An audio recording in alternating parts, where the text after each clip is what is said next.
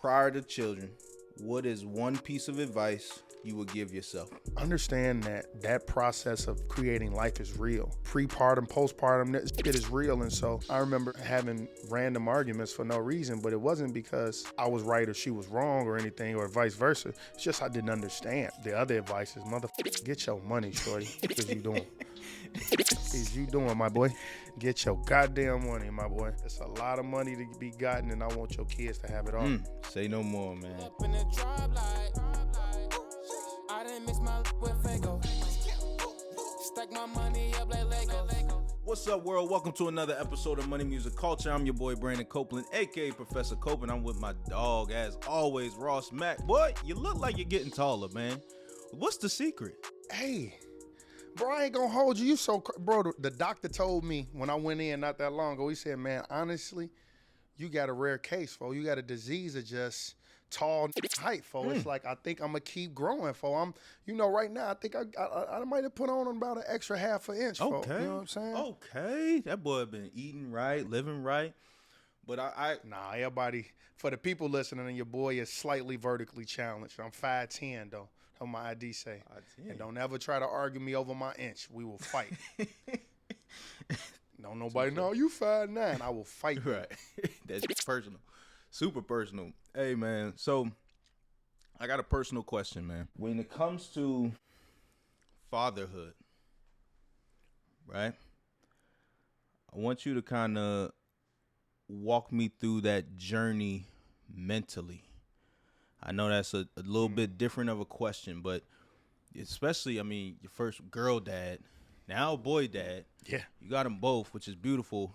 But just at a high level to start, fatherhood, has it been everything you thought it would be? Tougher than you thought it would be? Did you read the baby books? What have you learned about yourself? Walk me through that journey, because it's a lot of, with these abortion laws, it's a lot of people who about to become fathers that might not even want it. But what are they in for, man? Who probably don't deserve. Ooh, that's a better word right there. Deserve. Who don't deserve it. I love that you even said that, because having a baby don't make you a father, man.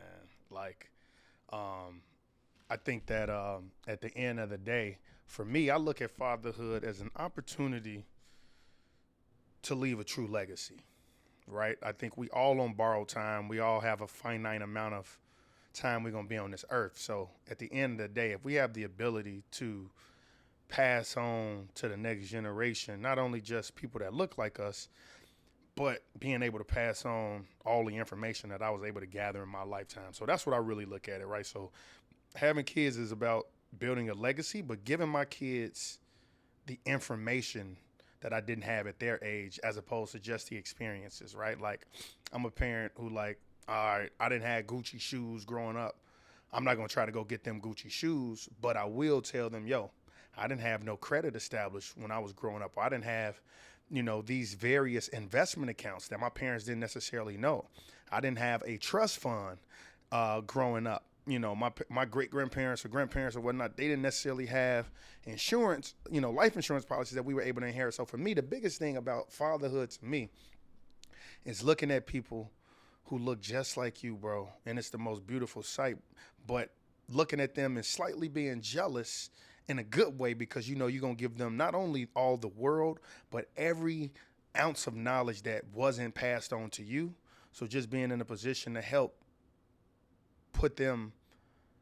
give them a head start, right? Like, I remember I look at certain people, I'm like, man, they got a head start, bro. They're trust fund kid, woo up a bam. But I look at it as like, man, being able to see the life in them, right? Because one of the craziest things is, if I'm driving out in the car, I was just driving today, and I spit out the window. My daughter looking at me, she was like, I'm like, no, don't do that. Don't do that. But that's a great lesson, because your kids do any and everything you do. Yeah. That's powerful. Right? Like, when you look at it, they do everything we do. So for me, like, if I'm bad with money, my kid's going to be bad with money, right? And then they're going to have to unlearn that as they get older. Right. Whereas, you know what I mean? If my kids get to come from a great home where they see their parents two-parent household, me and my wife, if they see us loving one another, they understand what love is. If they see us, being able to depend on one another, if they see us enjoying life and not arguing, that's something that they are going to, that's something that's going to just rub off on them. These are unlearned things that at the end of the day, right? Like at the end of the day, kids are blank slates, right? Nature versus nurture. And, from the nurturing aspect, being able to show them everything that I wasn't able to learn, give them all the experiences I wasn't able to do, but more importantly, the knowledge, bro. Like for me, I think the knowledge that I'm able to pass on to my kids, that's going to help put them and their kids at a whole different, starting point, right? Because we, how it is, black man, right? We definitely, we lapse behind of this race called life, and a lot of laps behind it. So if I'm able to give my kids a few laps of a head start, I feel as though I've succeeded. And I don't know when I'm gonna go, but I think that being able to experience my kids to the fullest and loving them, like I'm blessed to not have to go into an office and clock in and clock out. Like, today I chilled, right? My daughter had a fever. I didn't do anything, and I just was with her, making sure she's straight, because, we got 2 kids, 2 under 2 is real. Ain't nobody telling me this shit was going to be this real, but being able to help the wife as well as the kids, it's a different feeling, bro. It's like when you look at them, bro, it's a level of hunger that they have where it's like they want to learn everything, right? My daughter almost 2, so she's running around trying to touch everything. She's just trying to learn, and so she a sponge, and she's soaking up all the game. And that's why I find it so important when I drive her to school. I talk to her not like she a kid, but I talk to her about this life that's real, right? It ain't no age limit on trying to give them the knowledge. But that's it, man. I'm gonna shut up for a second because I know you too. You a dad of two boys, right? Yeah. They got a dad who's a professional athlete. But before that, you're a loving father and a loving husband. So what's fatherhood mean to you, bro? Yeah, man. I one is powerful what you said. I think especially the way you started off. Like some people don't even deserve to call themselves a father. Some people don't even deserve to on Father's Day, be acting like it's their day. You know what I'm saying? And we all, it's different levels and different ranges. And what I'll say is throughout my journey, so, my oldest is going on 3, and we have a 7-month-old as well. And I think this has been one of the toughest challenges in my life in a beautiful way, because you have your own dreams, you have your own goals that you're chasing, and then you have this little person who is soaking up everything that you do. And like you said, they're a mirror of you, and they show you the good that you do and also the bad that you do, right? Like Bryson the other day, I can't remember what happened on TV or what we were playing or something, and it might have went bad and missed it. And he said, "Dang." And Taylor was like, "What'd you say?" Like, because probably Daddy might have said "damn" or "dang" or something, But, you like, "Oh, damn, don't say that." Shh, right? I know you get that from me. You about to get Daddy in trouble. Yeah, and it's like, I know you get that from me, and I love it. But, like, not in front of mama, right? Like, all right. But then it also challenges you, like, dang, is that my first reaction of, of words, right? Like, okay, I need to be mindful of what I'm saying, right? Bro. Facts. It's so difficult. Yeah, it's so difficult because you want to be you, but you also want to be the best version of you when you're in front of them, right? It's like, and then as a father, it's also challenging because I want to be his best friend, but I also understand that it's not my job to be his best friend. It's my job to raise him, to protect him from himself early on. And when I say that, I mean, hey, don't touch the stove. Hey, at the pool, hey, don't get in without me, right? Like, prime example, don't get in without me. Okay. I'm walking over. He decides to get in without me. He falls forward, right? So, dang, I got to protect you from yourself. I want to be your best friend and let you just go ahead. Yeah, let's just have fun. But, like, nah, it's my job to protect you from yourself and also keep you from harm and danger and all that stuff. But I also... Hey, Go ahead. we all know the saying when them black mamas be, I ain't your little friend. Right. You know? So you got to let them know, I ain't your little friend, man. You're going to have to put the foot down. I Yeah. get it, because experience the best teacher. And in that moment, that friend goes out and it's, yo, I'm your father, your protector, and now you making me look bad because you're not listening. Exactly. And it's also, it's like you said, like there's the financial lessons, the money lessons. We want to teach them how to fish, right? Prepare them, like in the movie Black Panther, a father who hasn't prepared their children for their death has not, I don't know what the end of that is, but like basically you haven't done your job, right? So it's like that's a hard thing to tackle. And I want to prepare you financially to be able to take on this world and make sure that you understand that you can go make any dollar you need to make. But also, I need to prepare you mentally for this world. I need to prepare you to understand, especially as a black man, black boy, who will be a black man, you gotta earn everything. Yeah, daddy want to give you stuff, but like you gotta earn it, right? Like you gotta work hard, right? So how do I hustle and work hard and be your best friend and do all those things while also making sure I hold it down and don't get you so comfortable thinking that this is real life, right? So that's been a big challenge and a beautiful challenge, right? Because I love that. And I think that, you know, one of the things I always joke about, you know, I have a twin niece and nephew, shout out to Cam and Kai. And unfortunately, their father isn't around like he should be. But you know, Uncle Brandon always get the call when somebody in trouble. I'm like, damn, like I always got to be the disciplinarian. You know, like sometimes I just want you to call and just say what's up and just have some fun. You know what I'm saying? Like, and so that's just the challenge of being again the guy who's got to make sure we keep these guardrails and get to the vision and see the vision, but also have fun along the way, right? The other thing I've learned about myself is patience. I've learned my weakness is patience, right? Being able to watch a child learn and grow and make mistakes and make messy mistakes at times that you know you're gonna have to clean up, right?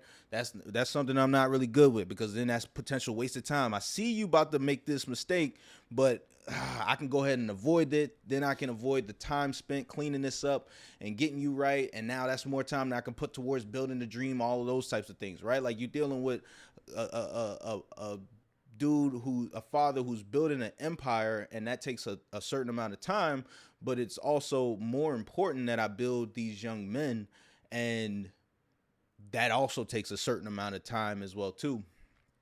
And then finally, you know, and I shout out to our wives. I'm talking about what I'm trying to do, right? And how I'm trying to balance stuff, but my wife literally makes it easy, right? Like it's like superwoman. Yeah, it's ridiculous. And the fact that, you know, there are women who have to immediately go back to work, right? Like you got 3 weeks, 4 weeks. Like, go ahead. This is a real surgery. And the difference is I've had 8 surgeries at this point in my life, which is crazy to say. Damn. Yeah, it's like, what the hell? Bionic man over here, right? And if I've had a surgery, don't touch me, don't talk to me, leave me alone. You know, I'm like Martin with the little bell, like, please help me. You know what I'm saying? Gina. Yeah, right? But you got to have surgery, right? Push this whole life out of you, or get this whole life cut out of you, right? And then immediately go to work, immediately start feeding, immediately go into mom mode, mother nature mode, right? And I just can't even imagine it.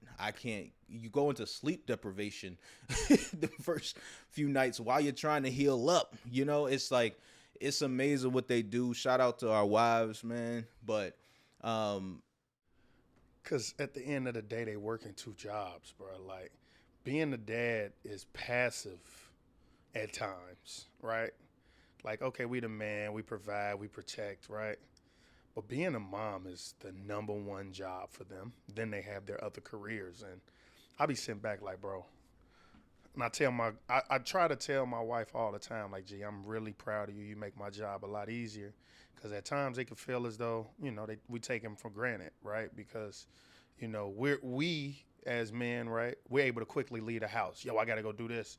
Can you, man the fort for them, right, to hold down the crib? And they do it with such poise and ease, but it's a hard job, right? And so what's crazy is my wife was like, man, I'm nervous about going back to work now because, we got the young one. He's going to be 3 months soon. And she's like, okay, because she got 3 months off, right?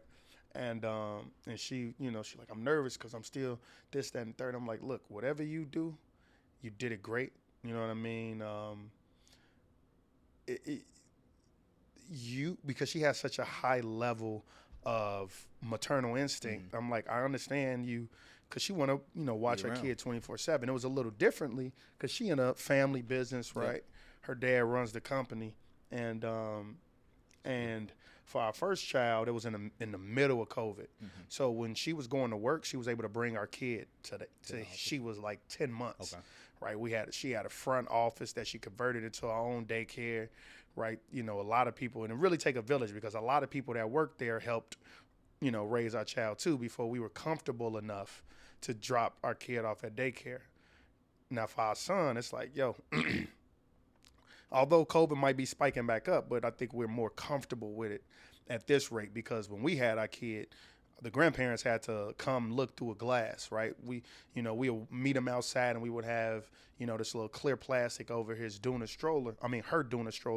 Now it's a little easier. They can hold them and stuff. So we was at a different point. But like now I'm like, whatever you, feel, I support you, right? Because that's the one thing you learn, man. I just support you, whatever you feel, because at the end of the day, you do this better than I will ever be able to do, right? Her maternal instinct, I tell her, like, look, man.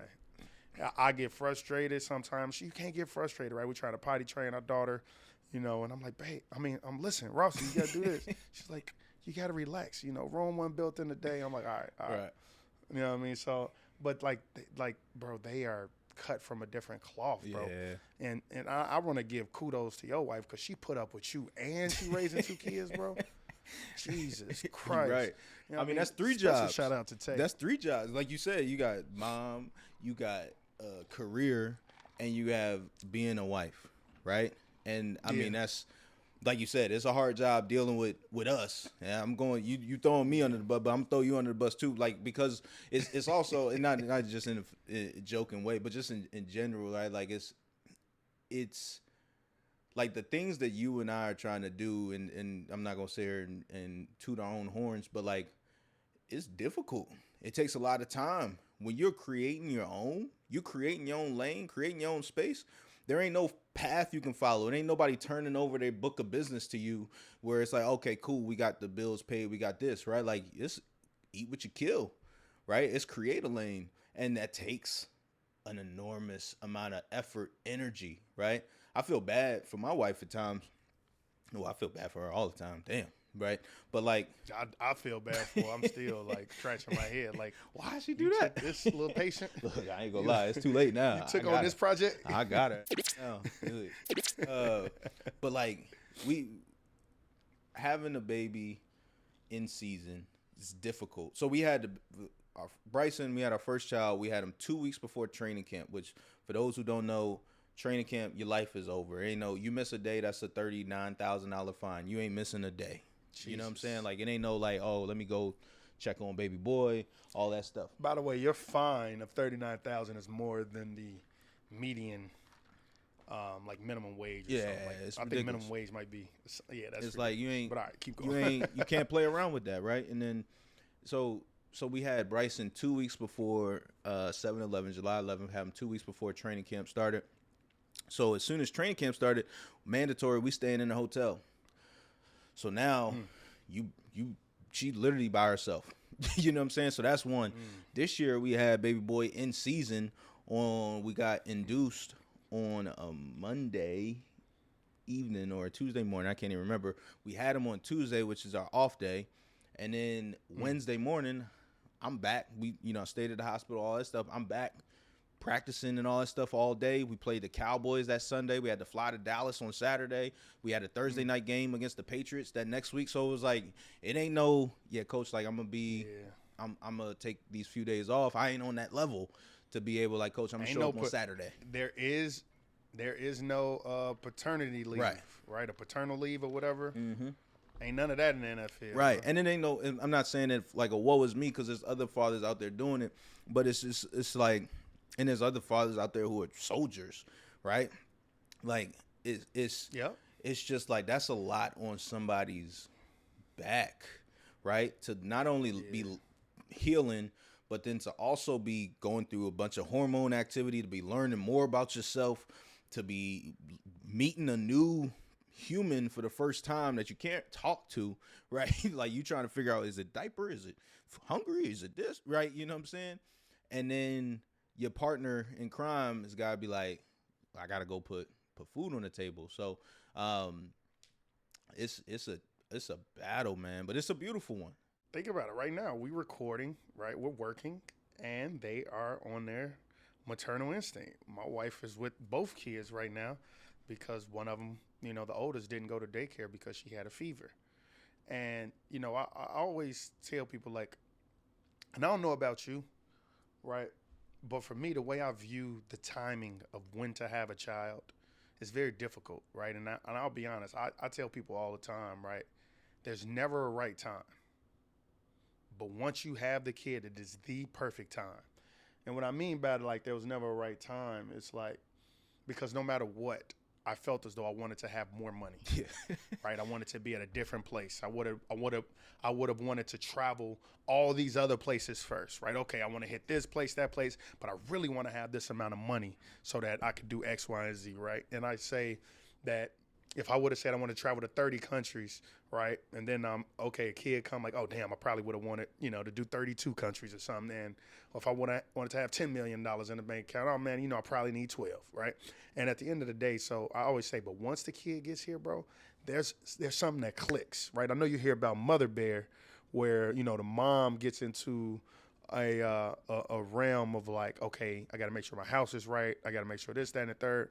Where Papa Bear, we like, bro, I got to make sure the bag right.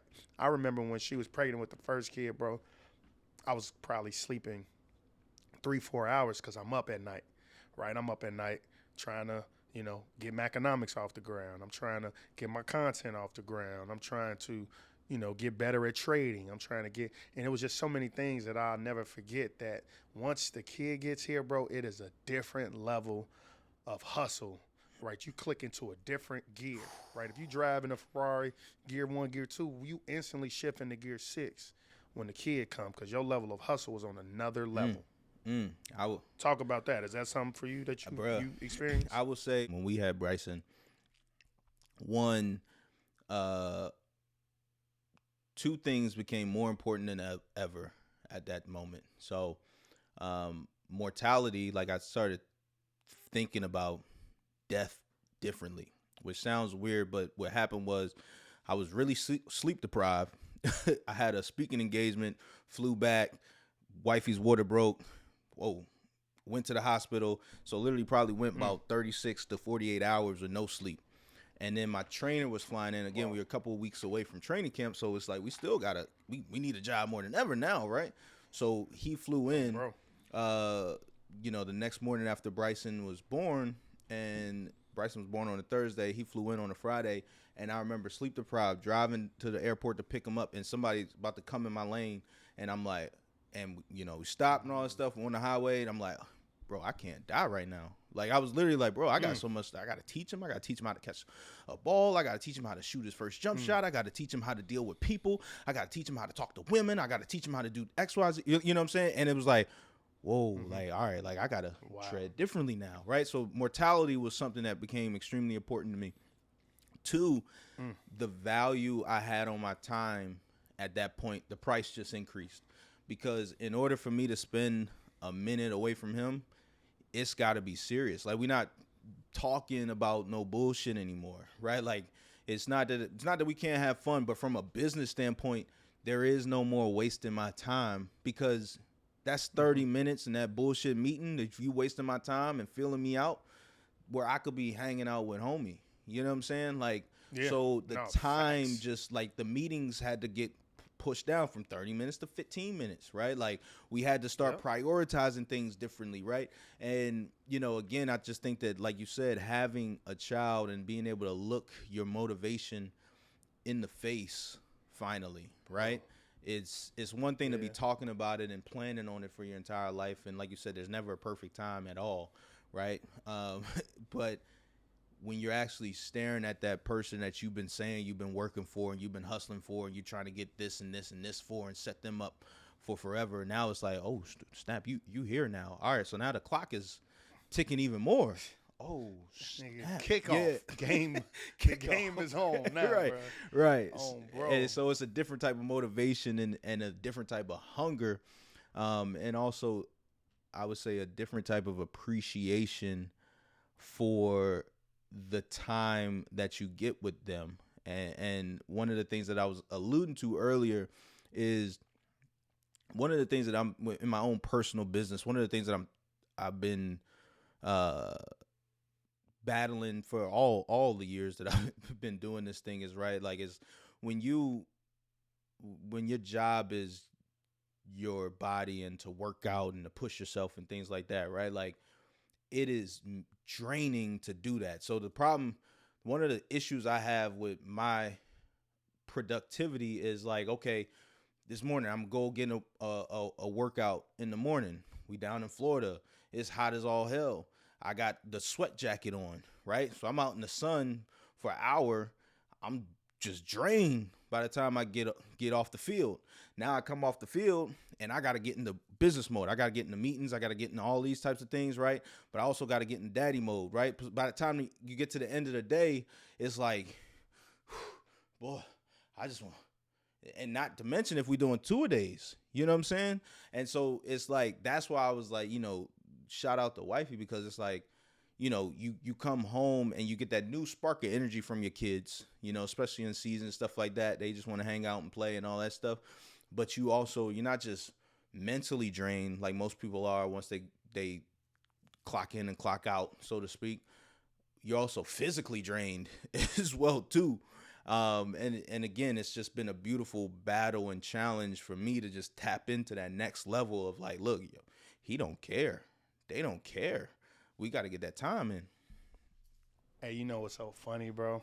Like, one of the biggest adjustments into fatherhood or parenthood in general, I think moms will attest to it too, is the fact that your kids don't know Monday through Friday from the weekend, right? And so imagine, you know, we go out, right? We got a little babysitter, whatever, right? We go out, we go to sleep at 2, 3 a.m. And in our mind, before kids, I'm going to sleep in a little longer. It's Saturday, right? Oh, well, you know, let me get a little sleep. Kids waking up at the same time every day, bro. The crack of ass, crack of dawn. It's like, bruh, it's 6 a.m., You bro. don't even need no alarm and it'd clock. be so funny. And it'd be so funny because, and if I ever was to go out or do something without wifey and she's at home, no matter what time I get in, if them kids wake up, you should have went out. Get up, nigga. Get up, motherfucker. And I'll be like Kobe. Yo. Treat you with that Kobe. Bro, it'd be so real. But I say that only to say that our wives, they have some that can't be taught, right? And it's like, they're so supportive of our careers, right? I remember I got a call last minute from BET like, yo, can you fly out? You know, we're going to need to fly you out probably tonight. Woo up, bam, wifey like, go. All right. But in her mind, she's instantly like, okay, what can I do? How do I prepare for 2 kids, 2 under 2, right? You know, she just had the kid, you know, what am I going to do, right? We're thinking, okay, do we have babysitter or like we got like a little nanny type thing situation? So she's like, okay, how am I going to get these kids to work? I mean, I'm to school in the morning. Well, one of them to school. And that's a different thing because she got to carry both kids, one stroller, one, you know, and it's just like she didn't flinch. And I think it's important to have someone that supports you, but at the same time, got a maternal instinct that really can't be taught. Like I sit back and I'll be like, yo, shorty, you tough, right? And so I can't, different, right? And I think it's important to understand that no matter how much money we can make in our careers, the job of mom, it damn near trumps it all, right? I could literally tomorrow become Elon Musk, and I still look at that motherhood like, yo, shorty, you tough. You got something that's a different gear, because then she'll make the sacrifice, right? If the mom's breastfeeding that night, ain't shit I could do for you, right? We try to help every now and then, but she getting up every 2-3 hours breastfeeding, right? Sometimes I try to help where it's like, okay, you just breastfed. All right, give me the baby. I'll burp him. But like, I'll try to change the diaper. But at the end of the day, sometimes it's like you up anyway. She got something. You might as might well, as man. well, I mean, What's the purpose of us finish the both drill. not getting no sleep? You know what I'm saying? Finish the drill. And I'll be feeling bad, but it's like, gee, ain't no purpose of, and she'll say, there ain't no purpose of both not getting no sleep. I got it. Right. I'll be like, But I love you. You don't know if it's a setup. That's the scary thing. Those moments you be like, is this Everything's a I'm setup. supposed to. Everything is a setup. fellas. People listening at home, Yeah. everything is a fucking setup. Because I'll tell you one thing, she's always keeping score. You gonna She's pay better than them announcers. She better than Steve and they. She know all the stats, all the scores, right? Your wife gonna know. Well, last month you went out, you had boys night 3 months, and I was in with the kids, and well, you slept in twice, and I cleaned up, and bro, they taking score, dog. Fellas, it's dangerous out here. Just make sure you know that. Hey, man. So one of the last things I think that we'll kind of touch on in a totally different episode, because this is a totally different thought process. But when we had Bryson, and in that moment when that car almost came into the lane and took your boy out, you know what I'm saying? I was almost gone, y'all. We wouldn't have been sitting here today. The thought I had about marriage and having a child with my best friend and my partner in life it all clicked for me at that moment.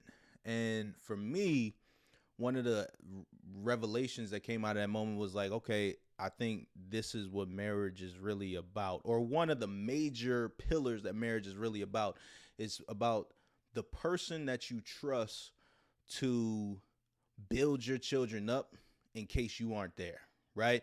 Like, God forbid this car comes into my lane, damn, and we done, right? But I can look down, and although I want to teach my son how to catch and how to throw and how to do all of these different things, right?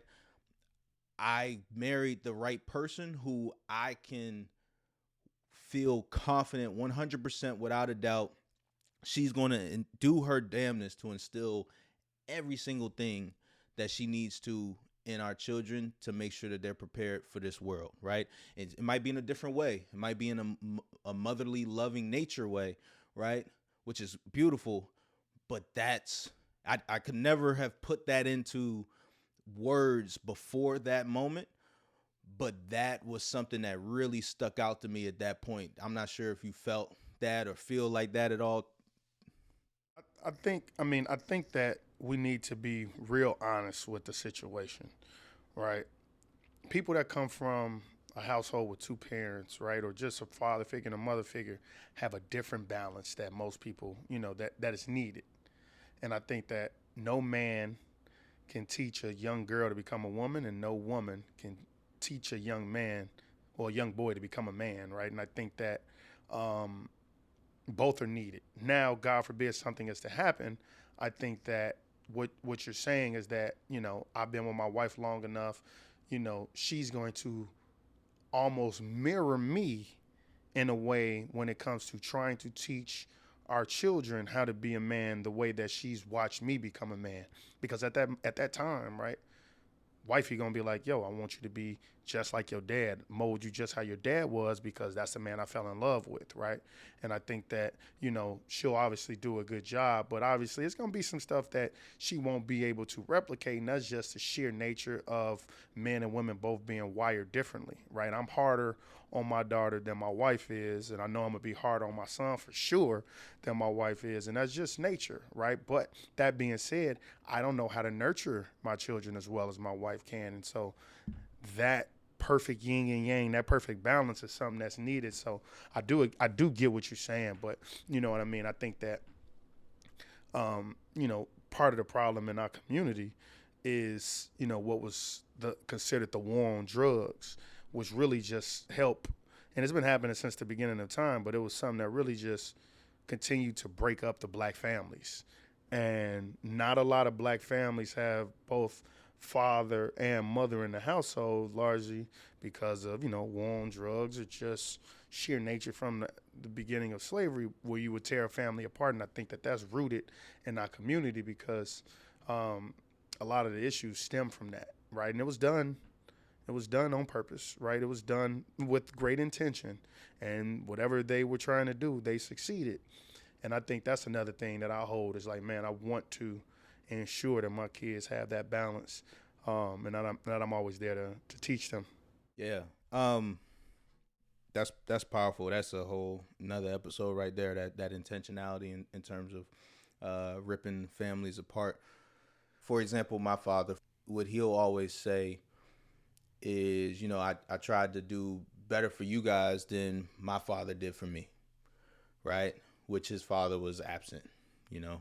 His father could live like right around the corner. We know him. I met him. You know what I'm saying? But like, we don't. Peace. You keep walking, right? Because of the way that intentionally our families have been ripped apart, and it's been a strategic plan in terms of trying to hold our community down, right? What lessons have you learned from your father that you try to employ on your kids? And is there anything that you have seen in your community, not just necessarily your father, it's not a question about your father specifically, but just, is there anything that you see that you're like, that you were growing up with, like, nah, I'm gonna do this differently, I'm gonna do this better, I'm gonna do this like this, right? Does that make sense? Because I know I was kind of I'm trying to land that plane. Yeah, I mean, but like, if we're trying to be better, we're taking the baton. Just like the Federal Reserve, you don't know how to land softly. You got a hard land, and Cope is definitely long-winded. But I think I get what you're saying, and that's really like, what lessons can you learn from your dad, right? Because that's ultimately who we look at, right? And we mirror. But good and bad. Our very first. I want to be. Our very first. No, I get you. Our very first role model, right? And then after that, I think I was your role model, and then maybe Ray Lewis or something like that. But that being said, right, I think, the good was being a family man. There's nothing I place over family, right? And I say that to say, like, my dad, I'm my dad's youngest of 5. And my mom's only. However, my other siblings, we all grew up as you would consider us from the same household. We didn't grow up in the same household, but you would think it, right? I could call their mom, I call their mom, and they call my mom, right? So it's that type of thing. But I say that to say, like, the deep rootedness of family was so strong, where we'll go out of town. It's 5 of us. He'll take all 5 of us, as well as his nieces and nephews. We get a van and we gone. Wisconsin Dells, this, that, and the third. And I'll never forget that, because that's just who I am. I ultimately want to be that type of a family man. Now, one of the things I asked my dad recently, actually, I'm like, Dad, if you could do it all over, what would you do differently? And he told me, I would have invested more. And that stuck with me, right? And the reason it stuck with me is because I learned how to invest not from family. I learned how to invest from sacrifices my family may have made, right, to get me to go to an Ivy League school, right? I tell it like always. I'm in econ 101 class, and I'm sitting next to an Asian guy with a $25,000 portfolio, and he trading in the middle of class. And so for me, one thing I always remembered was like, yo, I learned how to do this because I was exposed to the right stuff, but I know my parents were not exposed to what I was exposed to, but yet they sacrifice helped me get to where exposure. I was. And exactly. And so, for me, it was like, what could I do differently than my dad? Because I'm a person that only, I don't dwell on the past from a negative standpoint, because ain't nothing I could do to change it. But I always look at it and say, damn, if Pops would have did this differently, where could I be, or where would I be? And I'm sure he asked himself that too. But what I learned from it is just saying, because my dad gave me all the game that he knew, everything, right? How to talk, how to walk, you know what I'm saying? Everything, right? How to be, have a certain business acumen, right? And I think I carry a lot of stuff, but granted, he wasn't in the same type of rooms that I'm in, but it still is the same, right? And I think that I carry a lot of that stuff and a lot of his shortcomings. I used to be self-conscious about in the sense of like, I would never allow that to happen. And so, what I learned was, I love the good stuff and the bad things is like, okay, how do I, because I tell people all the time, getting the money easy, but keeping it and growing that is the hard part. And I think that was his issue because he didn't have the tutelage. Yeah, nah, that's major right there. Bro. That's major, bro. And so in closing, man, final thing I want to ask you, if you could raw smack prior to children, what is one piece of advice you would give yourself? Whew.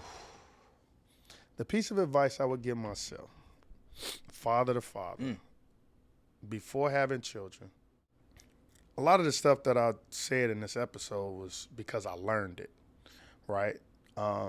Early on, you understand that what's happening with a woman's body is nothing you can read about. You just got to see it and experience it because, bro, when a woman makes an entire life in their body, there's something that they are attached to. They feel it moving day in, day out, right? Yeah, okay, in the morning you put your hand on their stomach, but they feel it all the time. So they understand what they eat, how they exercise, what their mood is impacts the baby. And so, one thing that I had to just understand is understand that process of creating life is real. Prepartum, postpartum is real. And so I remember, having random arguments for no reason, but it wasn't because, I was right or she was wrong or anything or vice versa. It's just I didn't understand, right? And I think postpartum is real. So one thing I would say, I'll be more sympathetic to that entire process of having a baby. And then the other advice is, motherfucker, get your money, shorty. What is you doing? Is you doing, my boy? Get your goddamn money, my boy. No more, brother. That's a lot of money to be gotten, and I want your kids to have it all. Say no more, man. Yeah, I'm gonna throw that to you. What you got, shorty? Nah, I mean, you hit the nail right on the head, especially with being empathetic to what our wives are going through. Yeah, I'm very like, listen, I don't have time to listen to this or cry about that. Like, we got to move on. And I had to, thank you. I don't hear problems. I only come with solutions. And at times you need to be empathetic to what the problem is to get to the solution. But I'm instantly on to the next step. How do we get to that actual solution? But I do think that is a big thing, though. Yeah, nah, I think that's the yin and yang, and that's also the balance of you as leader of the household, head honcho, and like you can't be always talking about the problem. You gotta come with the, hey, this is what we gotta do to get this thing solved. But if I could give myself one piece of advice, man, it would be